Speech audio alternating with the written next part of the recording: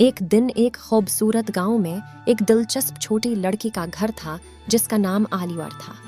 एक रोशन भरी सुबह जब वो खेतों में घूम रहा था, अचानक उसने एक नरम व मुलायम सफेद खरगोश देखा जिसकी आंखें नीले थीं और वो बहुत खूबसूरत था। इस खरगोश का नाम स्कर्ज था।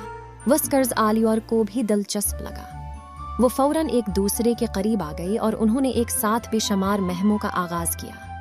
वो राज़ो नियाज की बातें करते, खफिया गलियों में गहरे ख्वाब देखते और बुलंद दरख्तों की शाखों पर चढ़ते।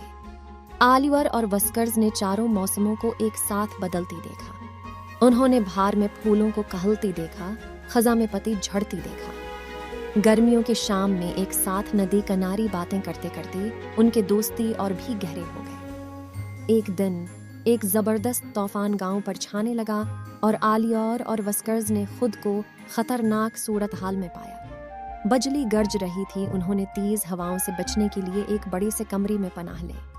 उनकी मुश्तरका हुकमत व दिलीरी से वो तूफान से बाहर निकली। गांव के लोग हैरान हो गए और इस नादिर दोस्ती को देखकर हैरान हो गए कि एक छोटी लड़की और उसकी खरगोश के दरमियान कितना अजीब और मजबूत ताल्लुक था। उनकी कहानी ने एक मोहब्बत भरा सबक दिया जो नस्लों के दौरान बढ़ती थी। दोस्ती की ताकत और वो जादू जो हमें सादा लम्हों में मिलता है।